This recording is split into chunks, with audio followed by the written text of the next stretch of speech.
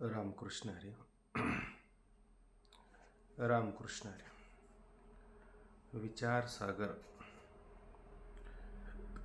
विचारसागर ग्रंथामध्ये तरंग 5वा आणि 5व्या तरंगामध्ये आपला विषय सुरू होता ध्यानाचे प्रकार. ध्यानाचे प्रकार श्रीगुरूंनी त्या ठिकाणी सांगायला सुरुवात केली. ध्यानाचे प्रकार का सांगितले, लय चिंतन प्रकार का सांगितला, कारण त्या ब्रह्माशी त्याचा अभेद आणि स्वरूपाच्या माध्यमातून करायला सांगितलं. किती ब्रह्म तू आहे असं त्या ठिकाणी निश्चय कर, असं महावाक्याने चिंतन करायला सांगितलं. परंतु त्याला ते चिंतन होईना, म्हणून पर्यायानं लय चिंतनाचा प्रकार सांगितला. लय चिंतनाचा प्रकार सांगत असताना आपले काही 3 प्रकारचे देह किंवा त्या देहामध्ये असणारे 5 कोश यांचा काय करायचं आहे, लय करायचा. म्हणजे जे जे काही कार्य असेल त्या कार्याचा कारणामध्ये लय करायचा. मग अशा पद्धतीनं हा लय चिंतनाचा प्रकार सांगत असताना मग अवशिष्ट काय उरतं, तर अवशिष्ट त्या ठिकाणी ते ब्रह्म त्या ठिकाणी उरत असतं. परंतु ते ब्रह्म कशा पद्धतीनं उरत असतं त्याचा विचार करत असताना ज्ञानाच्या 2 प्रकारचे चक्षु आपण विचारात घ्यायचे. एक ज्ञानचक्षु आणि दुसरा आहे ध्यानचक्षु. ज्यावेळेस आपल्याला ज्ञानचक्षु नसतात त्यावेळेस आपण ते परमात्मा स्वरूप आहे, त्या परमात्मा स्वरूपाला ध्यान किंवा भावना अशा पद्धतीचं एक चक्षु तयार करायचं आणि त्या चक्षुच्या माध्यमातून त्या स्वरूपाला त्या ठिकाणी आपण पाहायचं, असा नियम त्या ठिकाणी केला. म्हणून ज्याला आता ज्ञेय होत नाही म्हणजे ज्ञान होत नाही त्याने देह म्हणजे त्या ठिकाणी काय करायचं, ध्यान करायचं. ज्ञान सांगत असताना ज्ञान काय आहे, ते प्रमाण प्रमेय अधीन असतं. म्हणजे प्रमाण असावं आणि प्रमेय असावं तरी त्याचं ज्ञान स्वाभाविकपणे आपल्याला होत असतं. परंतु ध्यान करता असताना त्यामध्ये महत्त्वाच्या गोष्टी असतात. त्याच्यामध्ये शास्त्राने जो काही आपल्याला विधी सांगितला आहे त्या विधी असावा शास्त्राचा. त्याच्यामध्ये जो विधी सांगितला आहे त्या विधीवरती त्याची श्रद्धा असावी, म्हणजे विश्वास असावा. आणि नुसती श्रद्धा विश्वास असून चालत नाही, त्याच्यामध्ये बळकट अशा पद्धतीची इच्छा असली पाहिजे आणि त्याच्यामध्ये ते करावं असं त्याचा काय आग्रह पण त्या ठिकाणी असावा. म्हणून त्याच्यात विश्वास असला पाहिजे, पौरुष इच्छा असली पाहिजे, विधी असला पाहिजे आणि ह्या सगळ्या गोष्टी करण्याचा त्याचा आग्रह असला पाहिजे. अशा 4ही गोष्टीने विचार घेतलं की त्याला त्या ठिकाणी जे ज्ञानाच्या माध्यमातून प्राप्त करायचं आहे ब्रह्म, तेच ब्रह्म त्याला ध्यानाच्या माध्यमातून प्राप्त करता येतं. मग ध्यानाचे प्रकार सांगत असताना 3 प्रकार ध्यानाचे सांगितले. त्यामध्ये पहिला प्रकार काय सांगितला, प्रत्येक ध्यान. दुसरा प्रकार सांगितला ध्येयानुसार ध्यान आणि तिसरं ध्यान कोणतं सांगितलं, अहंग्रह ध्यान. आता प्रत्येक ध्यान सांगत असताना काय, जसं आपलं शंकर म्हणा, विष्णू म्हणा, तर विष्णूचं प्रतीक काय आहे, शालिग्राम आहे. शंकराचं प्रतीक काय आहे त्या ठिकाणी, तर शंकराचे असणारे पिंड. तर त्या पिंडीकडे पाहत असताना, शिवलिंगाकडे पाहत असताना तर ध्यान कशाचं करायचं आपण, तर अशा पद्धतीनं भगवान शंकराचं ध्यान करायचं. शिवबोळा चक्रवर्ती, त्याचे पाय माझे चित्ती, वाचे वदता शिवनाम, तया न बांधू, ते काय त्याला काम क्रोध बांधू शकत नाही. अशा पद्धतीनं आपण ते भगवान शंकर अशा पद्धतीनं गजचर्म व्याघ्रांबर कंठे शोभे वासुकी हार, असं त्याचं आपण काय करू शकतो, ध्यान करू शकतो. किंवा शालिग्राम समोर असेल तर शालिग्राम समोर असला तर आपण असं ध्यान करू शकतो की सुंदर ते ध्यान उभे वटीवरी करकटावरी ठेवून या. म्हणजे पाहतोय कशाकडं, शालिग्राम आणि ध्यान कशाचं करतोय, सुंदर ते ध्यान. किंवा शंखचक्र गदा पद्मसहित असा असणारा जो हरी, असा असणारा जो विष्णू, त्याचं आपल्याला काय ध्यान करता येतं. म्हणून हे झालं प्रत्येक ध्यान. आणि दुसरं काय, ध्येयानुसार ध्यान. आता जे प्रतीक होतं ना, काय प्रतीक होतं, ज्या प्रतीकाकडं पाहून आपण भगवान विष्णूचं किंवा भगवान शंकराचं ध्यान करत होतं, ते प्रतीक आता काय करायचं आपल्याला, ध्येयानुसार ध्यान करता असताना ते समोर ठेवायचं का ते बाजूला करायचं प्रतीक, ध्येयानुसार ध्यान करत असताना बाजूला कर. हा बाजूला करायचं. ते प्रतीक आता बाजूला करायचं. प्रतीक जोपर्यंत समोर ठेवता तोपर्यंत तुम्हाला प्रतीक ध्यान समोर लागेल.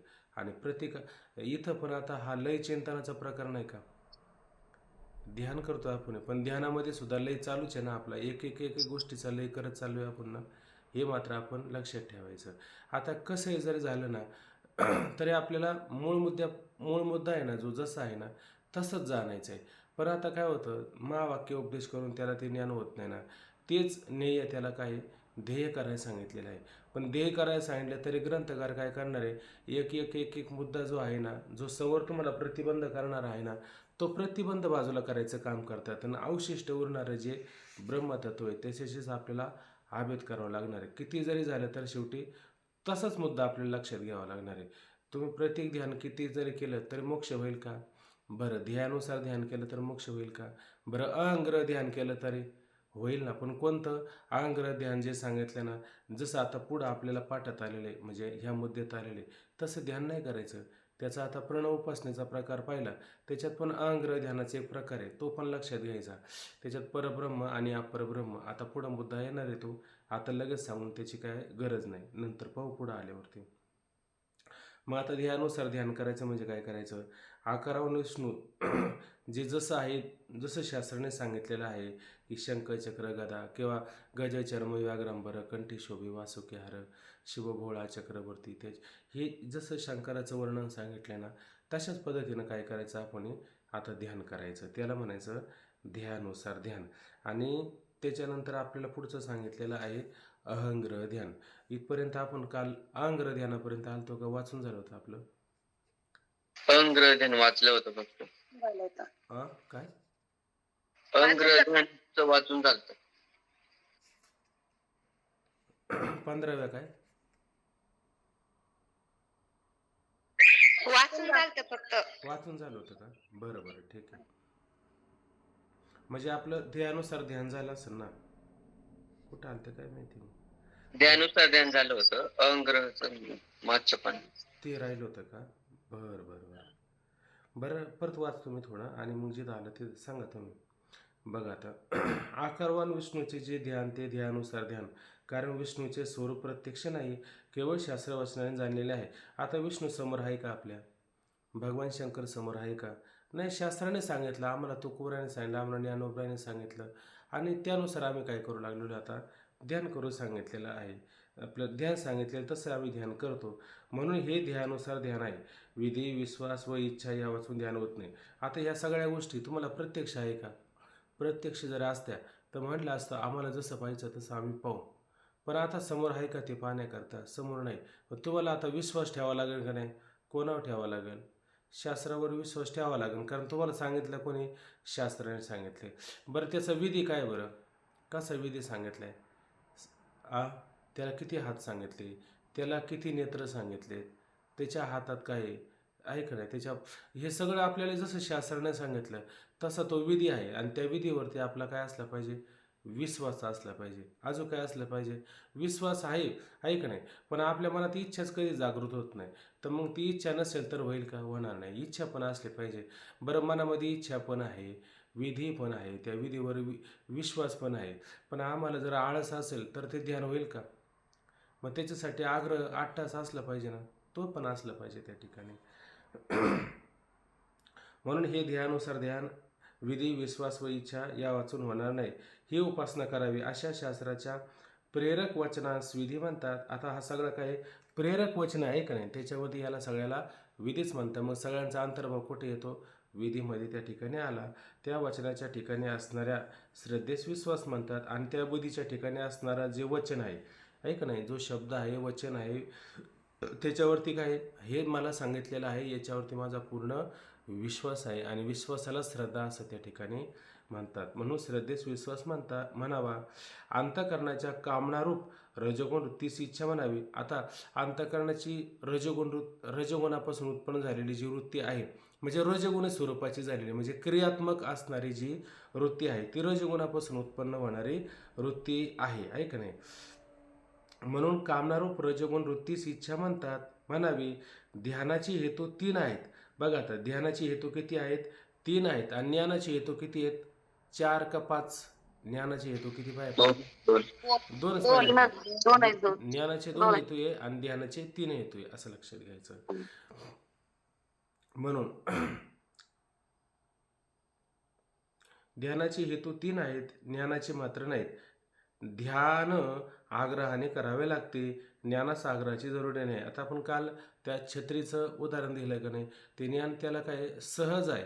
ज्ञान त्याला का सहज आहे बरं? याचं कारण काय? त्याला ज्ञान सहज आहे. मी तुम्हाला काल म्हटलं की नाही, आपल्या घरामध्ये जायला आपल्याला अट्टहास होत नाही, कष्ट होत नाही. तसं दुसऱ्याच्या घरात जात असताना थोडा संकुचितपणा, लाजल्यासारखं होत असतं. पण स्वतःच्या घरात असं वाटतं का? स्वतःच्या घरामध्ये असं वाटत नाही. मग ज्ञान सहज आहे आणि ध्यान का सहज नाही? याचं कारण आहे, हे ज्ञान हे ज्ञान हे आपलं स्वरूपच आहे, लक्षात घ्या. म्हणून ज्ञान करायला कठीण आहे का? ज्ञान सहज आहे माणसाला, ते आपलं स्वरूप आहे. तसं ध्यान काय आपलं स्वरूप आहे का? ध्यान करता असताना त्याच्यात ध्याता, ध्यान आणि ध्येय त्रिपुटी असते का नाही? म्हणजे आपल्या स्वरूपालाच पाहायचं. म्हणून कसं पाहायचं? फिरून पाहायचं. आपल्या स्वरूपाला सहज पाहतो का आपण? सहज पाहत नाही. आता ते सहज नाही का आपल्याला? आपलं स्वरूप आपल्याला सहजच आहे, पण त्याला आपण असं सहज पाहत नाही, असं फिरून पाहतो. म्हणजे ध्यानाच्या माध्यमातून त्रिपुटी लावून पाहतो. तुकोबराय म्हणतात का नाही, सांडिली त्रिपुटी दीप उजळीला घटी. ही त्रिपुटी टाकल्याशिवाय आपल्याला तो आत्मस्वरूपाचा दीप प्रकाशित होईल का? होणार नाही. उलट त्रिपुटी जड आहे का नाही? ध्येता, ध्यान, इच्छा, आग्रह, अट्टहास या सगळ्या गोष्टी कठीण आहे का नाही? तसं ज्ञान कठीण आहे का माणसाला? ज्ञान कठीण नाही, परंतु भ्रमामुळे त्याला असं वाटतं हे ज्ञान फार कठीण आहे, मग आम्ही एकच साधना करतो. आता काल एक साधक भेटला, तर तो म्हणायचा मला आहे ना बाकीचं काय करण्यापेक्षा ना ध्यानच करावं असं वाटतं.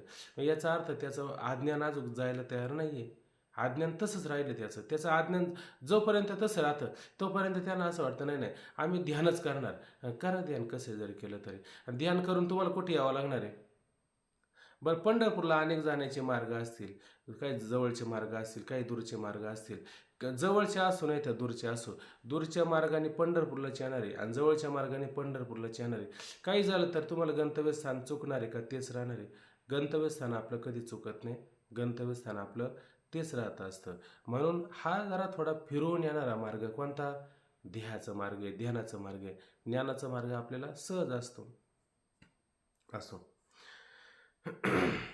ध्यान आग्रहाने करावे लागते, ज्ञानास आग्रहाची जरुरी नाही. कारण निरंतर ध्येयाकार चित्तवृत्तीस ध्यान म्हणतात. आता ती जशी तेलाची धार असते का नाही आणि पाण्याची धार ठेवा. निधिध्यासन आपल्याला सांगितलं का नाही? निधिध्यासनामध्ये तरी काय असतं? ध्यानच असतं ना. म्हणजे अनात्मकार वृत्तीचा परित्यागच करायचा त्या ठिकाणी. आणि जीव ब्रह्मात्म की अंतकरण वृत्तीची स्थिती तशी करायची. बरं, ही स्थिती एकसारखी करत राहायची, त्याच्यामध्ये अंतर पडू द्यायचं नाही, आहे की नाही? ज्यावेळेस आपल्याला भ्रम उत्पन्न होईल, भेद उत्पन्न होईल, त्यावेळेस आपण काय करायचं? निधिध्यासन करायचे. ही निधिध्यासनाची परिपाक अवस्था म्हणजे समाधी आहे ना. तसं आता हे ध्यान कधी कसं करत राहायचं? जिथं जिथं अनात्मकार वृत्ती होईल तिथं तिथं आत्मकार वृत्ती सतत करत राहायची. आत्मकार वृत्ती करत असते म्हणजे ते ब्रह्म मी आहे असं सतत आपण काय करायचं? चिंतन त्या ठिकाणी करायचं. आणि याच्यामध्ये मग आपण म्हटलं जाऊ दे आता अनात्मकार वृत्ती झालेली, पण आता मी माझी इच्छाच होत नाही. तर इच्छा जर होत नसेल तरी त्याला ते ध्यान होईल का? होणार नाही. कारण इच्छा सुद्धा असण्याची गरज त्या ठिकाणी आहेच आहे. आणि इच्छा झाली आणि तो मला आता आळस आलेला आहे, आता आग्रह करून चालणार नाही, उद्या करता येईल वाटलंच तर. मग आज पूर्णपणे तो अज्ञानामध्ये नाही राहू शकत का? पूर्णपणे राहू शकतो. म्हणून त्या ठिकाणी आग्रही त्याला फार गरजेचा आहे. म्हणून ध्यान आग्रहाने करावे लागते, ज्ञानास आग्रहाची जरुरी नाही. कारण निरंतर ध्येयाकार चित्तवृत्तीस ध्यान म्हणतात. मग तत्वानुसंधान ग्रंथामध्ये याचा फार बारकाईने विचार आलेला आहे. मी काल आता उशिराच घरी आलो, म्हणलं काय वाचणार आहे. त्यात वृत्तीमध्ये चंचलता असेल तर आग्रहाने वृत्तीची स्थिती करावी. आणि वृत्तीमध्ये चंचलता आहे म्हणून तर त्याला ज्ञान झालं नाही ना, खरं पाहायला गेलं तर. नाही तर महावाक्य उपदेश सहज नव्हता का? पण वृत्तीची चंचलता, विक्षिप्तता त्या ठिकाणी असल्या कारणाने म्हणून ध्यान होत नाही. मग तिला काय करायचं? सतत अशा पद्धतीनं स्थिर करण्याचं काम करायचं. त्या वृत्तीमध्ये चंचलता असेल तर आग्रहाने वृत्तीची स्थिती करावी आणि ज्ञानरूप अंतकवृत्तीने ब्रह्मावरील आवरणाचा तत्काळ भंग झाला असता ताबडतोब ज्ञान होते. बघा आता त्या ज्ञानरूप अंतकरण वृत्तीने पदार्थावरील, आता पदार्थावरती किती आवरण असतात? 2 प्रकारचे आवरण असतात. एक अंधकाराचं आवरण असतं आणि एक अज्ञानाचं आवरण असतं. अज्ञानाचं आवरण जे असतं ते अज्ञानाचं आवरण बाह्य प्रकाशाने दूर होऊ शकतं आणि अंधकाराचं आवरण असतं ते अंतर्वृत्तीमध्ये असणारा चैतन्याचा आभास आहे. तो आभास काय करतो? त्याच्यावरलं असणारं अज्ञान दूर करतो. हे वाक्य बरोबर आहे का चुकीचं आहे? 2 हे प्रकार. वाक्य हां. उलट संगतवार. सांगितलं ना. हे संगतवार आहे का असंगतवार वाक्य आहे आता मी सांगितलेलं? उलट सांगितलं ना. उलट सांगितलं ना? हां, मग हे तर लक्षात आलं ना आपल्या? हम्म. हां, हो. बरं. मग अंधकाराचं आवरण अंतर्वृत्तीत असणारा चिदाभास निवृत्त करतो का बाह्य प्रकाश निवृत्त होतं? बाह्य प्रकाश निवृत्त करतो. आणि अज्ञानाचं आवरण? अंतःकरण. हं. आणि घटाभंग कशाने होतो? वृत्तीने. अंतकरणाचं वृत्तीने घटाभंग. त्या वृत्तीला काठी असं म्हणलं ना आपण, असं म्हणलं. म्हणजे ज्ञान होण्यासाठी किती सहज आहे बघा ना. नुसती वृत्ती गेली पटकन त्या घटावरलं दोन्ही प्रकारचे आवरण होत्यात. ते आवरण निवृत्त झाली का घड्याचं तत्काळ ज्ञान होतं का नाही आपल्याला? तत्काळ ज्ञान होतं. तसं याचं होईल का आपल्याला? याचं होणार नाही. मला एक शंका होती, आबा विचारू का? हं. इथं ज्ञाता ज्ञान ही त्रिपुटी का नाही सांगितली? इथं फक्त प्रमाण आणि प्रमेय म्हणजे महावाक्याचं असल्यामुळे फक्त प्रमाण आणि प्रमेय सांगितलं का? हं. ठीक. ज्ञाता, ज्ञान आणि ने याच्यामध्ये त्रिपुटी काय सांगायची तुम्हाला? चालच ना. नाही, जसं प्रमाण, प्रमेय, प्रमाता, प्रमिती हे सगळं ज्ञानातच येतं ना का? ते वेगळं सांगायची गरज आहे आपल्याला? नाही, वेगळं नाही आहे. फक्त आपल्याला अभ्यासासाठी तो मुद्दा आला होता म्हणून विचारलं. ते झालं ना इथं आपलं. कसं ध्याता. हा. इथं ध्याता, ध्यान आणि ध्येय. इथं न्यायाचा विषय चालला का ध्येयाचा विषय चाललेला आहे? ध्येयाचा. ध्येयाचा मग ध्याताच येणार ना. न्यायाचा विषय हा. चालला तेव्हा ते तर ज्ञाताच येणार ना. हो. हो, असं लक्षात घ्या.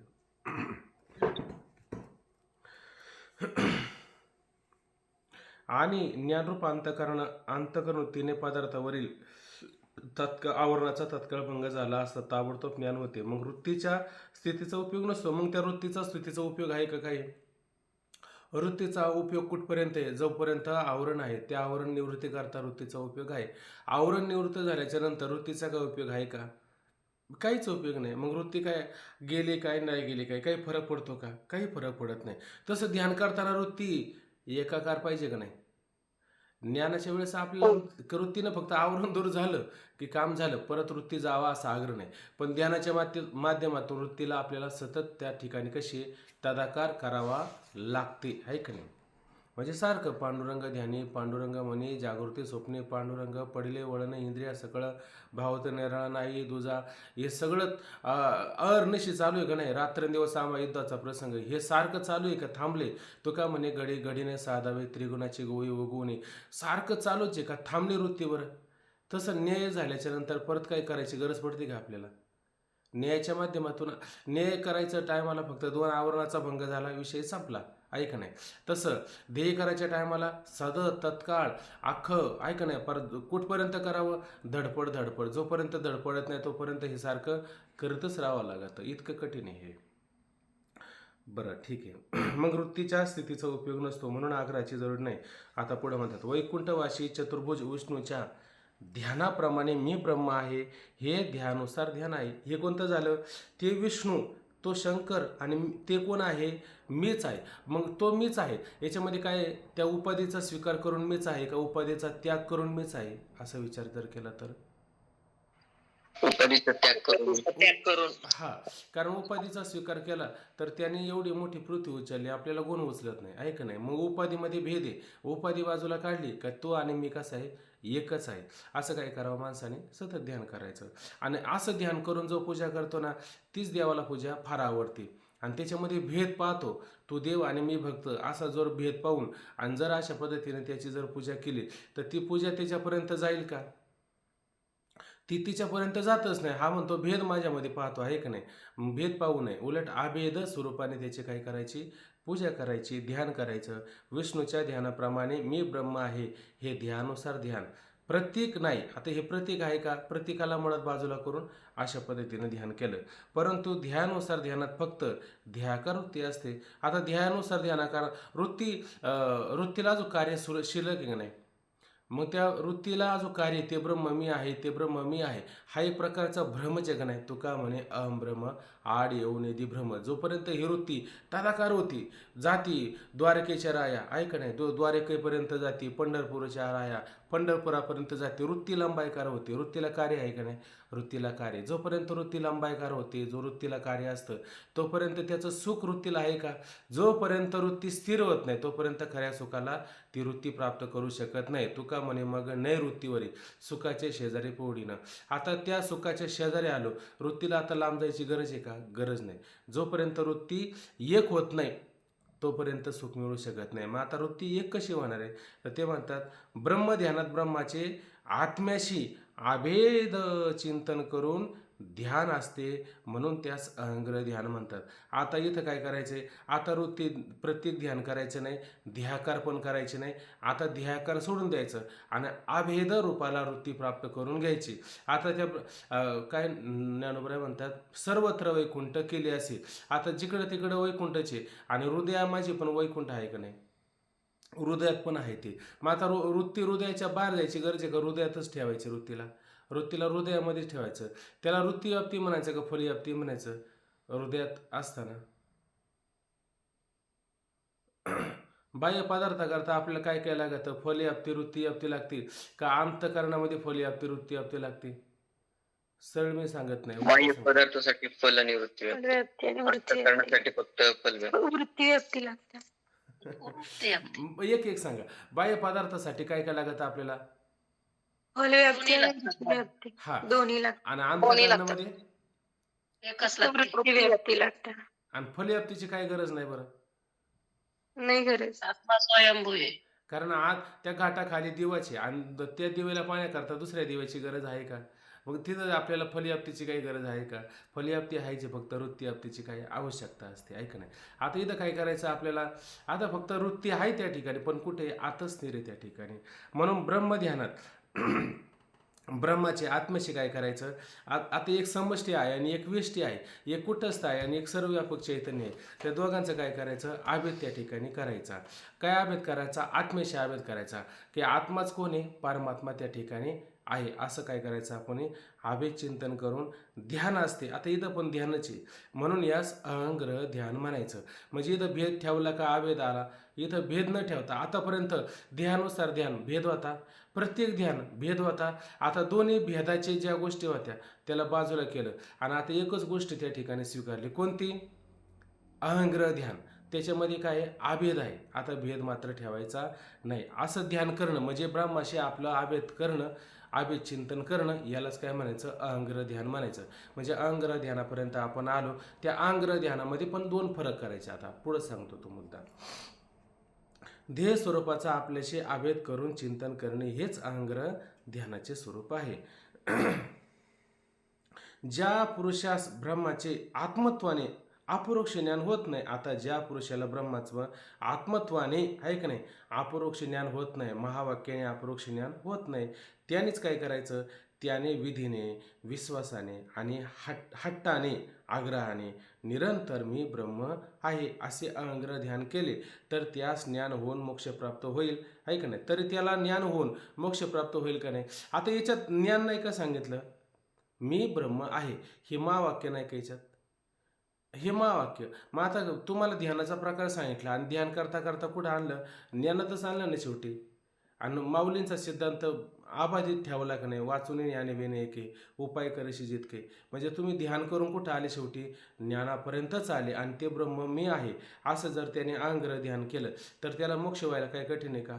मोक्षच होणार आहे. म्हणजे काही लोक ग्रंथ चिंतन करत नाही, काय नाही करते, ते फक्त ते मी आहे, ते मी आहे, सोहम सोहम अहम कोम अशा ह्या गोष्टी आहे का नाही, या गोष्टींचा सतत चिंतन करतात, सोहम सोहम. आता हे वाक्य सांगू नये आपल्याला, आहे का नाही, ते गुरुमुखाने यावं लागतं. पण गुरुमुखाने आलं तर आता गुरुमुखाची काय आवश्यकता पण पडत नाही, आहे का नाही.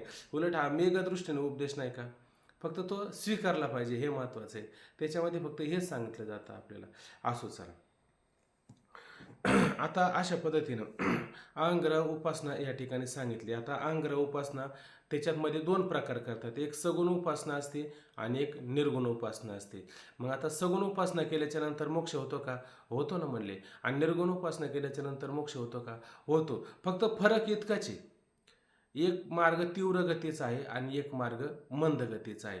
आता त्या ठिकाणी निर्गुण परमात्म्याची उपासना केली तर हा कसा आहे, तीव्र गतीचा मार्ग आहे. म्हणजे तात्काळ तो त्या स्वरूपाशी एकरूप होऊन जातो. आणि सगुण ब्रह्माची उपासना जर केली तर तो ब्रह्मस्वरूपाला प्राप्त होत नाही का? होतो. पण तो कसा होणार आहे? हळूहळू ढाळे ढाळे केतुलेने एके वेळे मार्गाचे निबळे निश्चित टाकी. तो निश्चित त्या मार्गापर्यंत जाणार आहे. कोणत्या मार्गापर्यंत जाणार आहे? का ज्याने निर्गुण परमात्म्याची उपासना करून तो आपल्या स्वरूपाशी एकरूप झाला, त्या स्वरूपाला. पण काय करावं लागणार आहे की ते सगुण रूप आहे का नाही, त्या सगुण रूपाचा त्याला एक दिवस बाध करावा लागणारच आहे. जोपर्यंत त्या सगुण रूपाचा बाध करत नाही तोपर्यंत निर्गुणाशी तो ऐक्य पावत नाही, असं लक्षात घ्यायचं. मग आता हे सगुण आणि निर्गुण याच्यात काही फरक आहे का? याच्यात काहीच फरक नाही. दोन्ही मुळात एकच आहे. फक्त एक व्यक्त आहे आणि एक अव्यक्त आहे. एक साकार आहे आणि एक निराकार आहे. आता निराकार ते आपलं रूपच नाही का? आणि साकार कसं असतं? नामरूप हे मायेचं असतं. आणि निराकार निर्विकार असतं ते आपलं स्वरूप असतं. मग मग जोपर्यंत आकार समोर येतात तोपर्यंत त्याच्यात दोष असतो का? नसतो. आणि निर्विकारामध्ये कोणता दोष असतो का? दोष त्या ठिकाणी नसतो. मग जसं आता आपल्याला आहे ना, मी कुठे एक उदाहरण ऐकलं होतं, ते परतूरचे बाबा सांगायचे, तुम्हाला भक्ती करायची सगुणाची करायची का निर्गुणाची करायची सांगा म्हणले. मला हे सगुणाची निर्गुणाची मला काही कळलं नाही. ते म्हणले तुम्हाला पातळ पाणी आवडतं का घट्ट पाणी आवडतं ते सांगा आता. मग म्हणलं पातळ आवडतं. मग म्हणले निर्गुणाची भक्ती करा. नाही मला म्हणले घट्ट पाणी आवडतं. मग बर्फ हा घट्ट असतो का नाही, पण पाणीचा असतं का नाही? का बर्फ पाण्याहून भिन्न असतो? पाणीचा असतो त्या ठिकाणी, आहे का नाही? मग आता जोपर्यंत तो बर्फ आहे तोपर्यंत दुसरीकडे जाऊ शकतो का? तो व्यापक होऊ शकतो का? नाही. तो एकाच जागी स्थिर असतो ना. जेव्हा तो बर्फ पाणी होतो तेव्हा सगळ्याशी एकरूप होतो का नाही? सगळ्याशी एकरूप होतो. तसं आता गणपती, शंकर, महेश, अमुक तमुक आपण नेहमी म्हणतो, हे काय सगळे बर्फाचे आकार आहे. म्हणजे व्यक्त रूपाला आहे का नाही? मग आता तुम्ही शंकराला गणपती म्हणू शकत नाही, गणपतीला विष्णू म्हणू शकत नाही, विष्णूला कुबेर म्हणू शकत नाही, कुबेराला लक्ष्मी म्हणू शकत नाही. आता भेद राहिला का नाही? आणि ह्या सगळ्या बर्फांचं पाणी झालं तर ते सगळे एकरूप होतील का नाही? सगळे एकरूप होतील. जोपर्यंत हे सगळे एक आहे असा आपल्याला बोध होत नाही तोपर्यंत आपण मुक्त होऊ का? तोपर्यंत आपण मुक्त होणार नाही. मग याला मुक्त होण्यासाठी काय करावं लागेल? तुझं सगुण म्हणू की निर्गुण आ तुझं सगुण म्हणू की निर्गुण रे, सगुण निर्गुण एक गोविंद रे. हा अनुमाने ना अनुमाने श्रुती नेती नेती म्हणते गोविंद रे. तुझं साकार म्हणू की निराकार रे, साकार निराकार एक गोविंद रे. ऐक नाही. तुझं स्थूल म्हणू की सूक्ष्म रे, स्थूल सूक्ष्म एक गोविंद रे. तुला काय म्हणू? अहो कसं जरी म्हणलं, नाथबाबांचं एक अभंग आहे बघा, सगुण भजता निर्गुण पावली. भजायला काय गेला? सगुणाला. हातामध्ये काय घ्यायला गेला? बर्फ. आणि हातात आलं काय? पाणी. ऐक नाही. आता तो बर्फ आहे का? पाणीचे मुळात पाणीचे, आहे का नाही? पण तो बर्फ हातात आला तो साकार रूप आहे आणि निराकार म्हणजे ते पाणीचे, असं लक्षात घ्यायचं.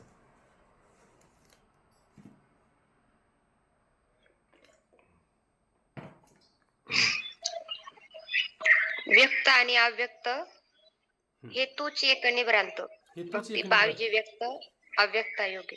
परत सांगा. व्यक्त आणि अव्यक्त हे तूच एक निभ्रांत.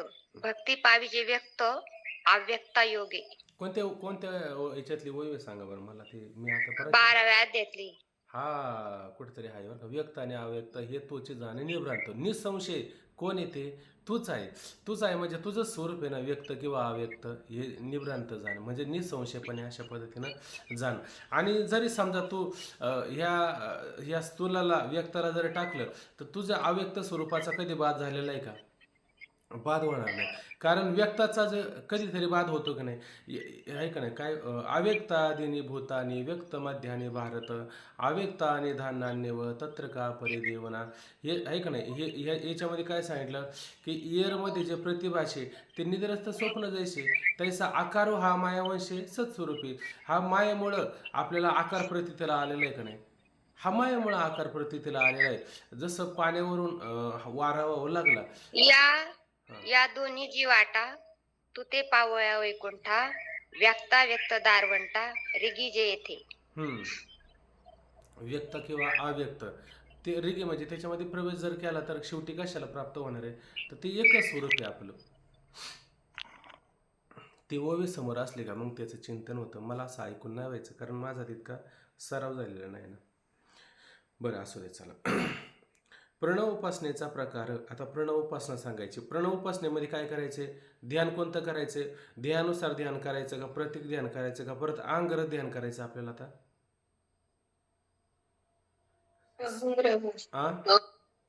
श्रेष्ठ ध्यान कोणतं आहे? प्रत्येक ध्यान आहे, ध्यानुसार ध्यान आहे का अहंग्र ध्यान आहे? अंग्र अहंग्र ध्यान श्रेष्ठ आहे. अंग्र ध्यान बसून होतं का चालता उठता बसता होतंय? बघा बरं. कायम स्वरूपात होत. तुम्ही उठता खाता पिता असं तुम्हाला आता मगाशी म्हणले ना, पांडुरंग ध्यानी पांडुरंग म्हणे, जागृती स्वप्नी पांडुरंग. जागृतीमध्ये आहे, स्वप्नामध्ये आहे, सुषुप्तीमध्ये आहे. हे सगळं बसून होतं का हालचाल करताना होते? हालचाल करताना कुठेही होऊ शकतं. असं काही आग्रह नाही काय असं बसलंच पाहिजे, हेच झालं पाहिजे असं काही नाही.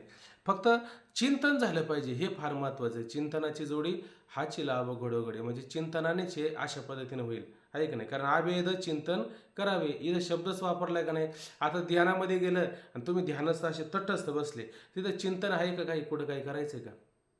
तिथं काय करायचं? तटस्थ फक्त एक मंत्र दिलेला आहे, तेवढंच फक्त हळूहळू हळूहळू त्याचं सेवन करायचं, तोच फक्त फिरवत राहायचं आहे.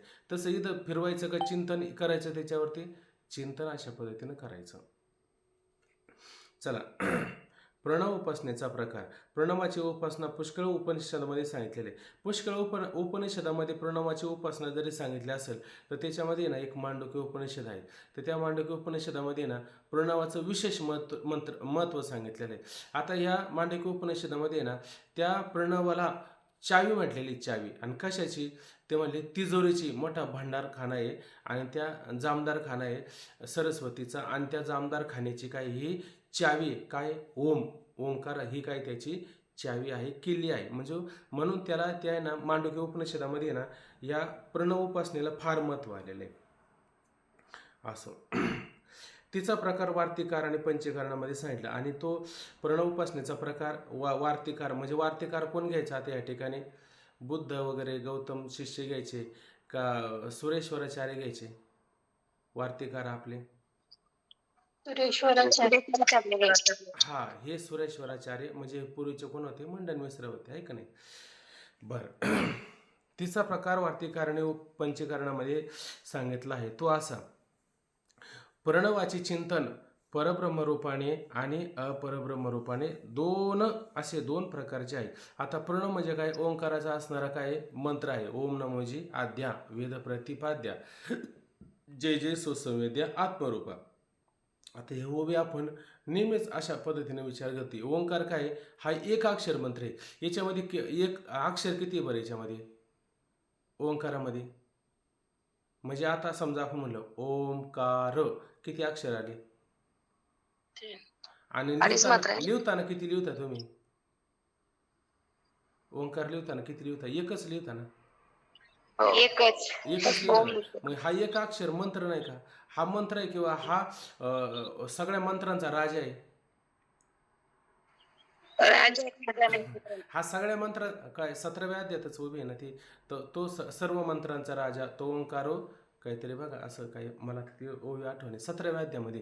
तर हा सगळ्या मंत्रांचा काय राजा. म्हणजे तुम्हाला कोणत्याही देवाला श्रेष्ठत्व किंवा स्वरूपाचं जर सांगायचं असेल वर्णन करून, तर ओम नमः शिवाय, ओम नमो भगवते, अशी तुम्ही ओम ओम लावता का नाही? म्हणजे ह्या ओंकारामध्ये सगळंच आलंय का नाही?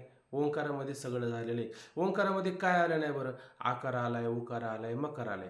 आकार चरण युगल, उकार उदर विशाल, मकार महामंडल मस्तकाकारे. म्हणजे आकार आहे का नाही? आकार उकार मकार. आकार चरण युगल, युगल म्हणजे दोन पाय, हे त्याचे काय आकार आहे. आकार चरण युगल, उकार उदर विशाल, आणि उकार म्हणजे दुसरी मात्रा, त्याचं मोठं असं पोट आहे का नाही? आणि मकार मस्तक, आणि तिसरं काय दिलं? आकार चरण युगल, उकार उदर विशाल, मकार महामंडल मस्तककारी. वाटोळ्या स्वरूपाचं त्याचं मस्तक, हे काय मकाराची तिसरी असणारी मात्रा आहे का नाही. या 3 मात्रा त्याच्यामध्ये आलेल्या आहे. 3 मात्रा आलेली का अजून एक अर्धी मात्रा आहे जी सूक्ष्म रूपाने आहे, ती एक अर्धी अर्धी मात्रा. मात्रा. तिला अर्ध मात्रा त्या ठिकाणी असं म्हटलं जातं. तिला अर्ध मात्रा म्हणण्यापेक्षा ना अमात्रा असं म्हटलं तरी चालेल, कारण त्या अमात्रेमध्येच सगळं आकार उकार मकार अशा पद्धतीनं आलेले आहे. या 3 मात्रा ज्या आहेत ना या साकार रूपाचे आहेत.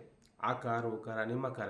आणि ती अमात्रा जी आहे ना अर्ध मात्रा आहे ना ती निराकार स्वरूपाची आहे. म्हणून ह्या 3ही मात्रा आहे, या 3ही मात्रांचा आपल्याला बाद करून त्याची जी मूळ मात्रा आहे ती बिंदू रूपाने आहे. त्या बिंदू रूपाची मूळ मात्रा त्या मात्रेशी आपल्याला काय करायचे, ऐक्य करायचे. आता तो विचार आपल्याला पुढं येणार आहे. आता सध्या वाचून घ्या. ती ओवी आहे तरी सर्व मंत्रांचा राजा तो तो प्रणव प्रणव आदिवर्ण बुजा. आधी वर्ण बुझा हा. आणि तत्कार- तत्कारू तो तुझे तिच्या सत्कारू. तिच्या सत्कारू. तत्कारू तो तुझ्या तिच्या सत्कारू. ओम तत्सत असंच आहे ना. ओम तत्सत. ओम त्याच्यामध्ये तत् आलेला आहे तत्पदाचा आणि सत्पदाचा विचार त्याच्यामध्ये आलेला आहे. तो ओंकारो काय ओवी परत सांगा, बरेच दिवस झाला ऐकले. तो प्रणव आधी वर्ण बुझा म्हणजे ओम हा आणि तत्कारू तो तुझ्या तत् हा आणि तिच्या सत्कारू म्हणजे सत. हा हा बरोबर आहे. ते आपल्याला दान वगैरे द्यायचं जर झालं ना तर ते कशा पद्धतीनं दान द्यायचं, तर या मंत्राने आपल्याला तशा पद्धतीनं दान देता येतं, दान घेता येतं. या मंत्राचा विचार आपल्याला साऱ्या ठिकाणी करता येतो. जेव्हा तो सृष्टीच्या उपक्रमा पूर्विगा गुरुत्तमा वेडा ऐसा ब्रह्मा एकला होता ऐक नाही मज ईश्वरा न ओळखी सृष्टी न करू शके तो थोर केला एके नामे जेने. तो एका नामाने थोर केला किंवा श्रेष्ठ झाला. तर ते नाम कोणतं आहे, ओंकार. ओंकार आहे का नाही, तो प्रणवाचा मंत्र असणारा ओंकार. आणि त्या ओंकार मंत्राने तो काय एवढा श्रेष्ठ त्या ठिकाणी झाला आणि ही सगळी त्यांनी अशा पद्धतीची सृष्टी निर्माण केली. हा सगळ्या मंत्रांचा ओंकार काय राजा असं त्या ठिकाणी म्हटलंय. 43 नंबरची त्यालाच अनुसरून एवम ओम तत्सत सदाकारू ब्रह्मनाम हे त्रिप्रकारू हे फुल तुरंबी सुंदर उपनिषदांचे. बरोबर आहे. उपनिषद म्हणजे मांडुक्य उपनिषदामध्ये श्रेष्ठ असणारं उपनिषदात त्याचा विचार या ठिकाणी आलेला आहे. चला आता प्रणवाचे चिंतन. परब्रह्मरूपाने आणि अपरब्रह्मरूपाने असे 2 प्रकारचे असते. परब्रह्मरूपाने ब्रह्माचे चिंतन करणाऱ्यास मोक्षप्राप्ती आणि अपरब्रह्मरूपाने चिंतन करणाऱ्यास ब्रह्मलोक प्राप्ती. बघा आता परब्रह्म म्हणजे श्रेष्ठ असणारं जे निर्गुण स्वरूप आहे, जसं आहे तसं त्या ओंकाराच्या माध्यमातून त्यांनी परब्रह्मरूपाचं जर चिंतन केलं म्हणजे जी अमात्रा आहे ऐक नाही अमात्रा आहे त्याचं जर चिंतन केलं तर तो काय होतो, इहलोकामध्ये मुक्त होत असतो. आणि अपरब्रह्म म्हणजे त्याचा असणारं साकार आकार उ म ऐक नाही आकार चरण युगल उकार उदर विशाल मकार महामंडल आकार उकार मकार ह्याच्या मात्रा आहे त्या ब्रह्म विष्णू महेश ऐक नाही हे सगळे साकार रूप आहे का नाही, हे सारे साकार रूप आहे. आणि ह्या साकार रूपाने म्हणजे अपर ब्रह्माचं आता ब्रह्म नाही का, महेश विष्णू हे सगळे ब्रह्म नाही का, ब्रह्मचे पण ते साकार रूप आहे ना त्यांचं. आणि त्या साकार रूपाने जर त्याने उपासना केली तर त्याला मोक्ष होईल का, मोक्ष होणार नाही. मग त्याला काय होणार आहे, ब्रह्मलोकप्राप्ती होणार आहे. मग ब्रह्मलोकप्राप्ती जर झाली तर त्या ब्रह्मलोकप्राप्ती झाल्याच्या नंतर तो परत येईल का, मागं येणार नाही. का येणार नाही बरं, कारण तो तिथंच राहणार आहे. किती काळापर्यंत राहणार आहे, जोपर्यंत ब्रह्मदेवाचं आयुष्य आहे तोपर्यंत तिथं तो राहणार आहे. आणि ब्रह्मदेवाचं आयुष्य संपल्याच्या नंतर आता ब्रह्मलोकाला गेला, समजा सत्यलोकाला गेला. सत्यलोकामध्ये रजगुण आहे का, सत्यलोकामध्ये तमगुण आहे का, आणि रजगुण तमगुण हा विक्षेप प्रपंच संसार दुःखाला कारण आहे. आणि सत्वगुण सुखाला कारण आहे का नाही, सत्वगुण सुखाला म्हणण्यापेक्षा तो ज्ञानाला कारण त्या ठिकाणी आहे. मग जर सत्वगुण अधिक असेल तर तिथं ज्ञान होईल का नाही, तिथं गुरुची पण आवश्यकता आहे का, गुरुची पण आवश्यकता नाही. त्या लोकांमध्ये काय होतं, ज्ञान होतं. पण ज्ञान झालं तर तो मुक्त होईल का, मुक्त होणार नाही. कारण मुक्त कधी होईल, जोपर्यंत त्याचं शरीर पडत नाही तोपर्यंत मुक्त होणार नाही. मग आता त्याची शरीराची मर्यादा कुठपर्यंत आहे, जोपर्यंत ब्रह्मदेवाच्या शरीराची मर्यादा आहे तोपर्यंत याची आपण शरीराची मर्यादा आहे. ब्रह्मदेवाचं शरीर नष्ट झालं का त्याबरोबर याचं शरीर नष्ट होतं. मग तो परत येतो का जन्माला, परत जन्माला येत नाही, तो मुक्त होतो. परंतु किती काळाने मुक्त झाला, फार उशिराने मुक्त झाला. आणि इथं ज्ञान आता बघा असं आहे, आता आपल्याला समजा कुठेतरी बाहेर गावाला जायचं आहे का नाही, मग बाहेर गावाला जायचं आहे. मग आता आपल्याला कुठेतरी बस स्टँड वगैरे असतं, म्हणजे आपल्या गावात एखादं बस स्टँड असेल तर त्या बस स्टँडला आपल्याला जाऊन इष्टीला हात करावा लागतो की नाही, म्हणजे बस स्टँडपर्यंत आपल्याला पायी पायी जावं लागतंच की नाही, पायी पायी जावा लागतो. आणि कदाचित त्या बस स्टँडला जाणारा रस्ता आपल्या घरापासून असेल आणि समजा आपण घरापाशी उभं राहून त्या बसला हात केला, तर त्या बसला हात जरी केला तरी आपण बस स्टँडवरून अशा पद्धतीने त्या गावाला जाऊ शकतो का नाही, जाऊ शकतो. आणि हात नाही जर केला तर तुम्हाला बस स्टँडला जावं लागत आहे का नाही, आणि बस स्टँडवरून पुढच्या गावाला तुम्ही प्रवास करू शकतात की नाही.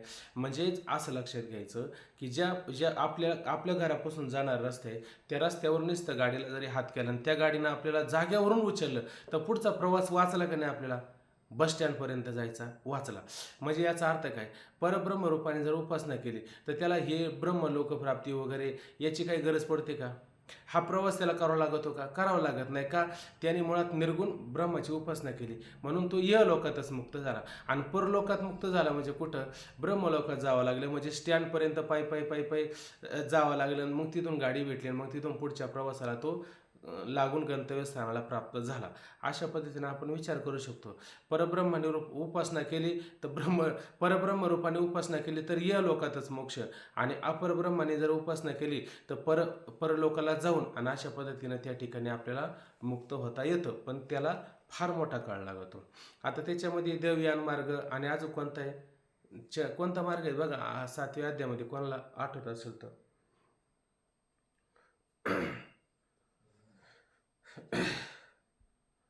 असो, प्रणवाचे चिंतन परब्रह्मरूपाने आणि अपरब्रह्मरूपाने असे 2 प्रकारचे आहे. परब्रह्मरूपाने ब्रह्माचे चिंतन करणाऱ्यास मोक्षप्राप्ती, म्हणजे लोकातच लक्षात घ्यायचं. कोणाचं, परब्रह्माने चिंतन करणाऱ्यास. आणि अपरब्रह्माने चिंतन करणाऱ्यास ब्रह्मलोकप्राप्ती होती. आम्ही फक्त परब्रह्माचे प्रणववाच्य चिंतनाचा प्रकार सांगतो. आता आम्हाला फक्त काय सांगायचं आहे की जे परब्रह्म आहे त्या परब्रह्माचं प्रणवाच्या चिंतनाचा प्रकार करून सांगतो. कारण ज्यास ब्रह्मलोकाची कामना आहे त्यास त्या कामना प्रतिबंधानेच ज्ञानद्वारा तत्काळ मोक्ष न होता सगुण ब्रह्मचिंतनाने मिळणाऱ्या ब्रह्मलोकाची प्राप्ती होते. तेथे ब्रह्मदेवा समान भोगून जेव्हा ज्ञान प्राप्त होते तेव्हा मोक्ष होतो. आणि ज्यास ब्रह्मलोकाची कामना नसते त्यास याच लोकी ज्ञान होऊन मोक्ष होतो. या रीतीने बघा, आता कोणाला जर वाटलं ना, अहो त्या सत्य लोकामध्ये असे भोग आहे तसे भोग आहे का नाही, तिथं राजहंस वगैरे असतात, तिथं काय, तिथं वर्णन आपण ऐकतो का नाही, त्या लोकांचे वर्णन, लाज लेगी माया आता कवन वळू, जिकडे पाहिजे तिकडे चतुर्भुज गोपाळू, आम्हाला अशा पद्धतीनं ते सगळं पाहायचे, आम्हाला ते सगळं भोगायचे. आता ही कामनाच आहे ना आपल्या अंतःकरणामध्ये. बरं, अशी कामना असेल आणि उपासना तर केली, मग आहे का नाही, जशी कामना जशी वासना असेल तसं ते पुढं आपल्याला सगळं मिळतं का नाही, मिळतं. म्हणजे ते जितकी कामना करू तितकं आपल्याला पुढे मिळणार आहे. मुक्त होईल का, मुक्त होणार नाही. मग कामना ही त्याच्या जीवनामध्ये किंवा त्याला मोक्षाला प्रतिबंध ठरले का नाही, मोक्षाला प्रतिबंध ठरले. म्हणजे कामना पण केली त्याने, पण त्याने चांगली केली का वाईट केली कामना, चांगलीच कामना केली ना, आहे का नाही.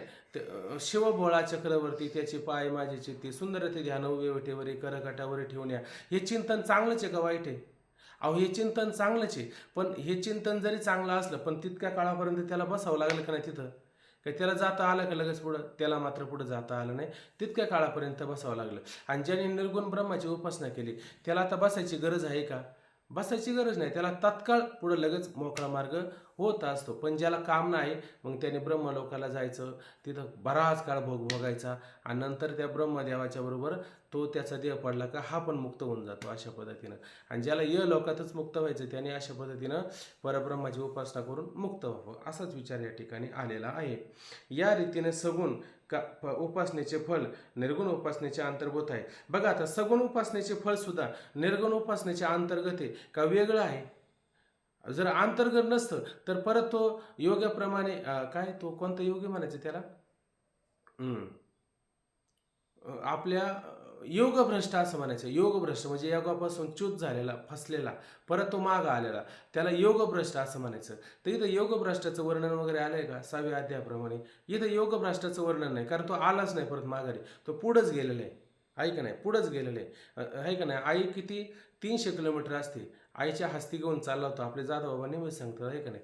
तर तो त्या हस्ती घेऊन निघाल्याच्या नंतर 300 किलोमीटरचं अंतर आहे, 150 किलोमीटर चालून गेला. आणि 150 किलोमीटर चालून गेल्याच्या नंतर पुढं 150 किलोमीटरवरती मला म्हटलं कंटाळा आला, आता मला असं वाटतं पुढं जाण्यापेक्षा मागं यावा, आहे का नाही.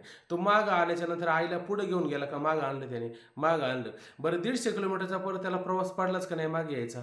आणि 150 किलोमीटरचा पुढं जर प्रवास केला असता तर आईबरोबर कुंडात नसती पोचले का, कुंडात पोचली असती. तसं याचा प्रवास मागं आला होता का पुढं गेला होता, परब्रह्माची उपासना केली. म्हणजे याचा प्रवास कुठं होता, 150 किलोमीटर ब्रह्मलोक प्राप्तीपर्यंत गेलाच होता, आहे का नाही. आणि आता राहिलं किती होतं, 150 किलोमीटर. पण आता त्याने उपासना चांगली केल्यामुळं पुढचं 150 किलोमीटर कट झालं का नाही, पुढचं कट होऊन गेलं त्या ठिकाणी. म्हणून अशा पद्धतीने काय विचार केला की या रीतीने सगुण उपासनेचे फळ निर्गुण उपासनेचे अंतर्भूत आहे. म्हणजे काय मगाशी म्हटलं होतं, सगुण भजता निर्गुण पावले. सगुणाला भजायला गेला का नाही, मग तो मिळतं काय हातामध्ये, निर्गुणच येतं ना.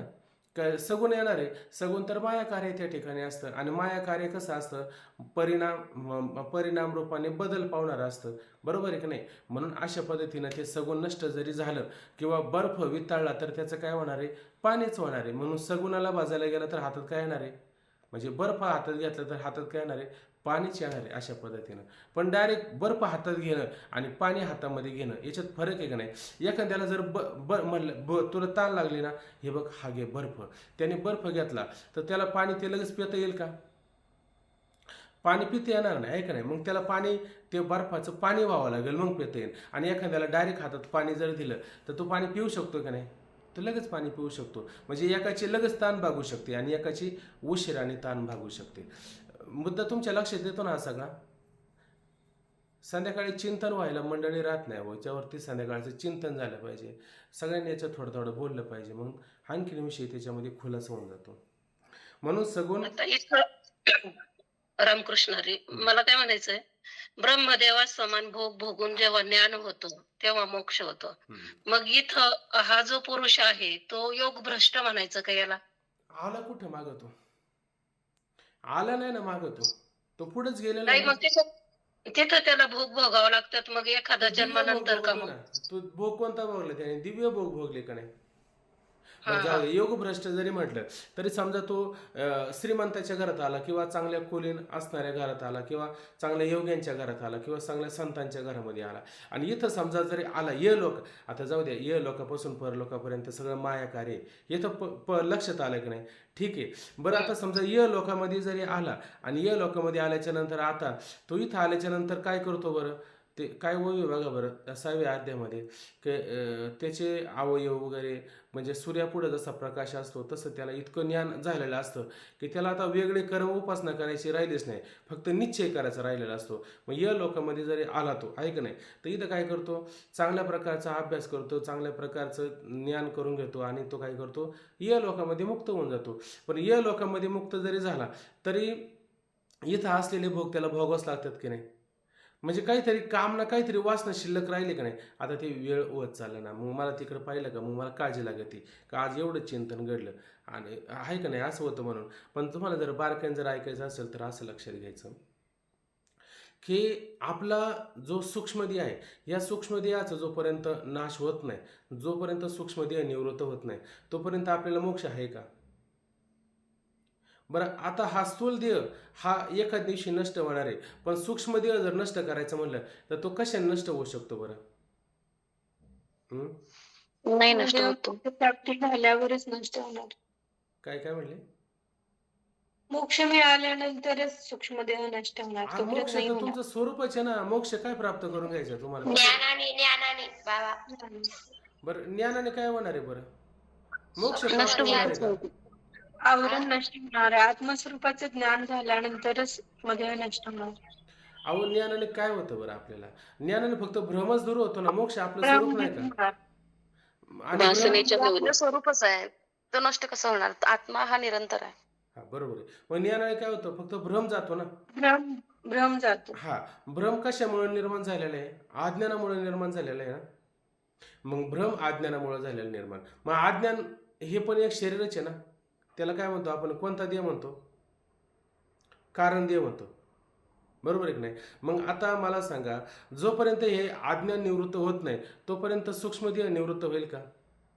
नाही होणार. हां. आणि स्थूलदेह निवृत्त होईल का? स्थूलदेह नाही म्हटलं तरी आता किती काळ, थोड्या काळामध्ये 5-50 वर्षे कोणचं आयुष्य मागं पुढं काहीतरी राहिलं असेल, ते न स्वाभाविकपणे बाद होणारच आहे, नाही त्याचा बाद होणार आहे. मग कशाचा बाद झाला पाहिजे? स्थूल देहाचा बाद झाला पाहिजे का सूक्ष्मदेहाचा बाद झाला पाहिजे? तर सूक्ष्मदेहाचा बाद झाला पाहिजे. सूक्ष्मदेहाचा बाद झालाय हे कशावरून कळणार आहे? सूक्ष्मदेहाचा बाद झाला हे कशावरून कळणार आहे? आपला भ्रम गेल्यानंतर. पण भ्रम गेला हे कशावरून तुम्हाला कळणार आहे? वासना शिल्लक नाही राहिला पाहिजे ना आपण असं. तुम्ही त्याचं परीक्षण कुठं करणार आहे? आ आपल्याला झोप लागते मेल्यानंतर का? आपल्याला झोप लागते का? झोप लागते. त्या झोपेमध्ये काय असतं बरं? आपल्याला हे सगळं जगत प्रतीला येतं का नाही? कायला रोज स्वप्न पडतात, आहे का नाही? मी डोंगरेजी महाराजांचं असं ऐकलं होतं, म्हणजे वाचलेलं होतं का ते म्हणले, तुम्हाला जोपर्यंत स्वप्न पडतंय तोपर्यंत तुम्ही मुक्त नाही. ज्या वेळेस तुम्हाला स्वप्न सुद्धा पडायचं बंद होईल त्यावेळेस तुमचा सूक्ष्मदेह आहे तो सूक्ष्मदेह नष्ट झाला हे तुमच्या लक्षात येऊन जाईल. म्हणजे स्वप्नामध्ये स्थूलदेह असतो का? स्वप्नामध्ये हे इंद्रिय वगैरे असतात का? स्वप्नामध्ये काही नसतं. स्वप्नामध्ये काय असतं? कल्पनेने कल्पना अविद्या तिने झाला जीव. मग स्वप्नामध्ये कल्पना अविद्या असतेच का नाही? कल्पना अविद्या असते. आणि ते स्वप्न जर दिसायचं बंद झालं, स्वप्न जर पडायचं बंद झालं तर तुमचा जो सूक्ष्मदेह आहे का नाही, तुमचं जे लिंग शरीर आहे ते नष्ट झालं हे सिद्ध होतं का नाही? कार्यावरून त्याची प्रतीती येते आणि कार्य जर नसेल तर त्याची प्रतीती येईल का? प्रतीती येत नाही. म्हणून आता फक्त काय, परिमळ गेली या ऊस फुले दिठी, आहे का नाही? परिमळ गेलाय, आता फुलातलं काय गेलेलं आहे? सुगंध गेलेला आहे, पण प्रारब्ध फुलाचं शिल्लक राहिलंय का? हो, फुलाचं प्रारब्ध शिल्लक राहिलेलं आहे. मग फुलाचं प्रारब्ध शिल्लक राहिल्यामुळं फुल कधी गळणार आहे? त्याचं प्रारब्ध संपलं का फुल गळून पडणार आहे. आणि सूक्ष्मदेह संपला, आता त्याचा विषयच नाही काही, ते नष्ट झालेले. का नष्ट झालेले? जे अज्ञान आलं होतं ते अज्ञान निवृत्त झालं. दिवसभर आपण का चिंतन करतो माहिती का?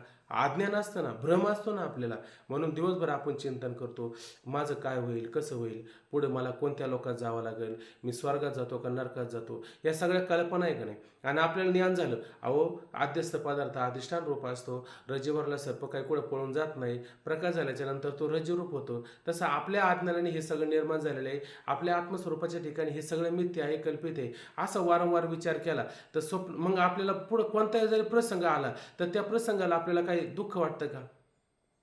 नाही. त्याचं अंतःकरण कसं मेरू समान असतं. मेरू पर्वत जसा कशाला घाबरत नाही, तसं त्याला काही वाटतच नाही. तो म्हणतो हे सगळं मृगजळावर तर जायला राहा, मग तो काळजीच करत नाही. उलट म्हणतो, बरे झाले देवा निघाले दिवाळे, बरी या दुष्काळी पिढा गेली, आहे का नाही? व्हिडिओ तर बंदच माझा, मी आतापर्यंत बंदच ठेवला. बरे झाले देवा निघाले दिवाळे, बरी या दुष्काळी पिढा गेली, असं तो म्हणतोच की नाही? असं त्या ठिकाणी म्हणतो. मग आता मला सांगा, परत येण्या जाण्याचं काही काम आहे का? काही काम शिल्लक राहत नाही का? सूक्ष्मदेह त्यांचा काय झालेला आहे? पूर्णपणे नष्ट झालेला आहे. यावरून कळायचं आता आपल्याला मोक्ष आहे का नाही? आपल्याला मोक्ष आहे. आणि जर सूक्ष्मदेहामध्ये तेवढी जर भावना असेल की आता लाजले गे माय, आता कावना वळू, मग जा तिकडे बघायला, ये फिरून मग, आहे का नाही, काही काळापर्यंत. नाही तर ते फिरून झाल्याच्या नंतर, आहे का नाही, य लोकीचा हा देह देव इच्छिता ती पाये, धन्य आम्ही जन्म आलो, दास विठोबाचे झाले. हे सगळे अभंग कुठे घ्यायचे, कसे घ्यायचे, असं सगळ्याचा विचार करायचा, बरोबर का? नाही तर तुम्ही म्हणा नाही ते फार महत्त्वाचे, असं त्याला असं विचार घेऊन चालणार नाही. नाही विचारात घेऊन चालणार तर परत गुंतून पडा, दुसरा काही पर्यायच नाही त्याला, आहे का नाही? ते कोणासाठी सांगितलेलं आहे? निवडले साचे उत्तम मध्यम कनिष्ठाचे, जसा जसा अधिकारी असेल तसं तसं त्या अभंगाची रचना केलेली आहे. आपल्याला त्या अभंगाचा अर्थच कळत नाही. हा अभंग कोणत्या भावनेने सांगितला आहे, कोणत्या अधिकाऱ्याला सांगितला आहे, ते काही कळत नाही. आता दादा ज्या अर्थी कीर्तनात घेतात त्या अर्थी दादाने कीर्तनात घेतला म्हणून आम्हाला त्याच्यावरती विश्वास आहे. अरे पण ते कोणाकरता घेतला त्याचा विचार आहे का? त्याचा विचारच नसतो. म्हणून हा काय करतो, परत त्याच्यामध्ये गुंतून पडतो. त्याला सारासार विचार करता आला नाही म्हणून तो गुंतून पडला. म्हणून इथं विचार करायचा की आपल्याला कामना ठेवायची का कामना रहित व्हायचं. नाही तर संतांसारखे जर आपण, संत कसे असतात, नित्ययुक्त असतात का नाही, अधिकार कोटीतले असतात का नाही. मग आता जन्म घ्यायचं जरी म्हटलं तर थोडा मल नसेल तर विक्षेप ठेवावाच लागतो का नाही. विक्षेप हेच कार्य आहे का नाही. मग थोडा विक्षेप ठेवतात. का ठेवतात? बुडते हे जन न देखवे डोळा, येतो कळवळा म्हणून या, परत येतात आणि अशा पद्धतीनं आपलं कार्य करतात आणि आपल्या मूळ स्वरूपाला त्या ठिकाणी जातात. म्हणजे ते एक ईश्वराची इच्छा असते किंवा त्यांची स्वतःची इच्छा असतात, ते स्वतःच्या इच्छेने येतात जातात. म्हणून ते म्हणतात, तुका म्हणे आम्ही राजे त्रिलोक्याचे, आम्ही ह्या त्रिलोक्याचे कोण आहोत? राजे आहोत. आपण राजे आहोत का आपण प्रजा आहेत? आपण एकदम किडामुंगीसारखे त्याच्यातले एक जीव आहोत. आणि हा जीव एकदम मुंगी जरी असेल तर ती सुद्धा ब्रह्मरूप होऊ शकते का नाही? होऊ शकते ना. मुंगी उडाली आकाशी, तिने गिळले सूर्याशी. हा जीव सुद्धा ब्रह्मरूप नाही का? होऊ शकतो. पण त्याने आपली उपाधी टाकून दिली का तो सुद्धा आपल्या स्वरूपाला जाऊ शकतो. आता याच्यातच वेळ गेला, पुढचं कसं काय व्हायचं बरं? तुम्ही अशी शंका केली का मग ते पुढे वाढत जातं.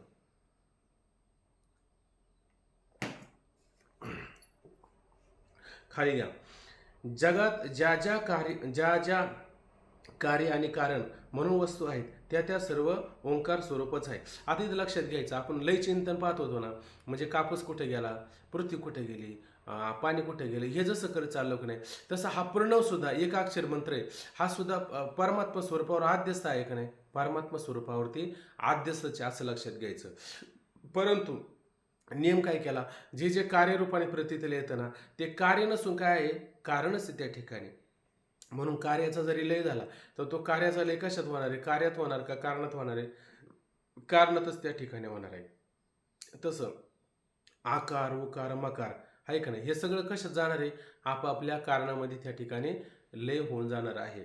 बघा, आता जगात ज्या कार्य आणि कारण म्हणून वस्तू आहेत त्या सर्व ओंकार स्वरूप आहे. म्हणून सर्व ओंकार स्वरूपच आहे. म्हणून हे सगळं कसं झालं? ओंकाराचं स्वरूपच आहेत असं चिंतन करावं. असे चिंतन करावे, कारण सर्व पदार्थात नाम आणि रूप असे दोन भाग आहेत. आता सगळ्या पदार्थामध्ये काय आहे? एक असतं नाम आणि एक असतं रूप, आहे का नाही? आता रूप जरी नष्ट झालं तर नाम मात्र शिल्लक राहतं का नाही? अहो, आहे का नाही? आता तुकोबरा आहे का? नाही. पण तुकोबरांचं नाव आहे का? तुका म्हणे की मरण्याची सरावे, उत्तमची उरे कीर्ती मागे. असंच आहे का अभंग? तुका म्हणे की मरण्याची सरे, उत्तमची उरे कीर्ती मागे. फक्त मरणच असतं, आहे का नाही? मरण आल्याच्या नंतर त्याचा देह जरी नष्ट झाला तरी तो त्याचं नाव तसं शिल्लक राहतं का नाही? तसंच नाव त्या ठिकाणी शिल्लक राहतं. म्हणजे रूप जरी नष्ट झालं तर नाम मात्र कसं असतं? तसंच असतं. बघा, आता सर्व पदार्थात नाम आणि रूप असे दोन भाग आहेत. त्यामध्ये रूपभाग आपापल्या नामा भागाहून पृथक नाही. आता समजा एखाद्याचं नाव घेतलं लक्ष्मण, पुढे ये, मग लक्ष्मणाचा आकार लगेच समोर पुढे येतो का नाही? आहे का नाही? राम म्हणल्याच्या नंतर आकार पुढे येतो का नाही? राम म्हटलं तरी आकार पुढे येतो, लक्ष्मण म्हटलं तरी आकार पुढे येतो, आहे का नाही? एखाद्या दुकानात जरी गेलं आणि तिथं जाऊन सांगितलं, अहो अमुक अमुक व्यक्ती आहे, तुम्ही तिला ओळखता का? हो म्हणले, आमचे फार परिचयाची, आमचे फार जवळचे संबंध आहे. अहो, त्याच व्यक्तीनं माझ्याकडे निरोप दिलेला आहे, अमुक अमुक वस्तू मला तुम्ही द्या. हो, नक्की देतो. मग त्याचं नाव सांगितलं का नाही? का त्याचं रूपाचं वर्णन करून सांगितलं? फक्त नाव सांगितलं ना. मग रूपभाग असतो तो नाव होऊन वेगळा असतो का? नाव होऊन वेगळा नसतो. काय अभंग आहे? नामतेचे रूप, रूपतेचे नाम, नामरूप दोन्ही नाही भिन्न. नाम आणि रूप भिन्न आहे का? अहो, सगुण निर्गुण तुझं म्हणे वेद, तुका म्हणे भेद नाही नामी. मग आता नामात भेद आहे का रूपात भेद आहे? सगुण निर्गुण हे रूपात भेद आहे, पण नामात भेद आहे का? नामामध्ये कोणताही भेद नाही. नाम कसं असतं? अभेद रूपाने असतं. आता हे सगळं का सांगायचं माहिती आहे का? एक तर पहिली गोष्ट सांगितलं होतं की वांजेला कधी पुत्र होत नाही, आणि वांजेला पुत्र होत नाही तरी ऐकायला म्हटला नाही मला वांजेला पुत्र होतोच असं तुम्ही वारंवार म्हणता. म्हणून त्या मुलाचं लग्न वगैरे, मग लग्न पण करावं लागलं, कारण पुत्र झाला ना वांजे पुत्र प्रसवला. फक्त होत नाही एक तर, पण प्रसवला शेवटी, आहे का नाही? आणि मग आता त्याची पत्रिका काढली, त्याचे लग्न पण लावलं, एक तर घोड्यावर बसवल्याच्या नंतर परत त्या घोड्याला पंख फुटली, आणि पंख फुटल्याच्या नंतर घोड्याला शिंग पण फुटली, आकाशात उडू लागला, त्याची शिंग आकाशाला खुपसली, रक्त पण गळू लागलं, आणि पार अगदी सगळं वऱ्हाड ते रक्ताबंबाळ झालं. मग नंतर मला हे सगळं खोटे. मग पहिल्यांदाच का म्हणलं तू खरं आहे?